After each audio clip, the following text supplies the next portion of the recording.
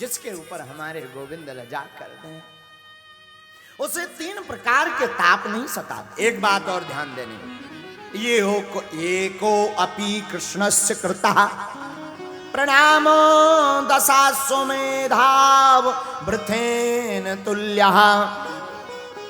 भगवान कन्हैया केवल एक ही है, जो गोविंद की शरण पकड़ता है उसे किसी भी प्रकार का ताप नहीं सताता। कौन? कृष्ण। श्री राधा ताम कर्षतीति श्री कृष्ण, जो साक्षात वृषभानु दुलारी जी को अपनी तरफ खींच लें, श्री राधा जी को, उनका नाम है कृष्ण,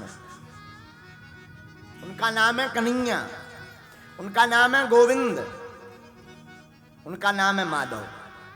देखो, ठाकुर जी के दर्शन करने का प्रथम साधन है भक्ति। बढ़िया साधन, सरल और सहज भक्ति। जो भक्त भक्ति करने लगता है उसे ठाकुर जी के दर्शन 3 प्रकार से होते हैं। कितने प्रकार से? बोलो ना। 3। पहला दर्शन होता है स्वप्न में ठाकुर जी की झलक दिखाई पड़ना। कई बार बहुत से भक्त बताते, महाराज जी हमें सपने में भगवान दिखाई पड़ते, सपने में भगवान दिखाई पड़े, सपने में गुरुजी दिखाई पड़े, सपने में संत दिखाई पड़े। जिसका स्वप्न बार बार आवे, समझना उनकी कृपा तुम्हारे ऊपर प्रत्यक्ष हो या ना हो, उनसे तुम मिले हो या ना मिले हो, स्वप्न में आने पर समझ लेना उन्होंने तुमको भी याद किया है। पहला दर्शन है स्वप्न दर्शन। दूसरा, परमात्मा दर्शन का दूसरा रूप बताया, मंदिर में मूर्ति में ठाकुर जी का अनुभव होना। मंदिर में मूर्ति लगी हो, और कई बार हम ऐसी जगह जाते हैं जहां पर ऐसा लगने लगता साक्षात ठाकुर जी खड़े हैं।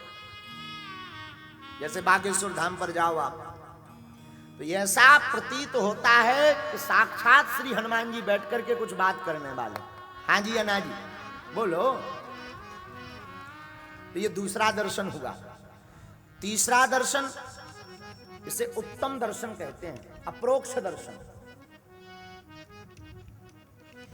इस दर्शन का मतलब है अहम ब्रह्मास्मि, आंख बंद करके अपने अंदर के ब्रह्म का दर्शन करने की दृढ़ता मन में लेना। और जैसे ही आंख बंद करो गोविंद के दर्शन प्रारंभ होने लगे तो समझना आपको तृतीय और उत्तम श्रेणी के दर्शन गोविंद के होने लगे हैं। आहा, इसलिए मेरे साधुओं, श्रीमद् भागवत महापुराण भगवत दर्शन का एक ग्रंथ है, ठाकुर जी की भक्ति का एक ग्रंथ है। एक बार सौनकादिक ऋषि विराजमान थे, सबके मन में यही विचार आ रहा था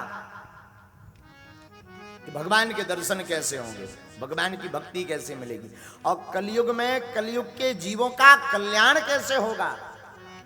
श्री सूत जी से प्रश्न करते हैं। श्री सूत जी आयु में बहुत छोटे हैं, सौनिक जी आयु में बहुत बड़े हैं, लेकिन भैया आयु महत्वपूर्ण नहीं है, महत्वपूर्ण है भगवत कृपा।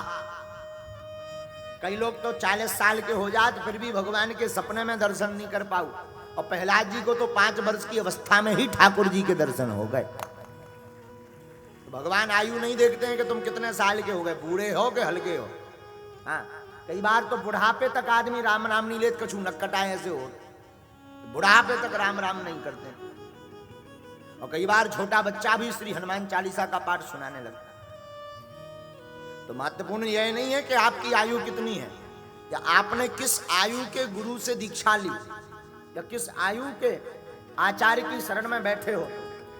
महत्वपूर्ण यह है कि आपकी श्रद्धा कितनी मजबूत है,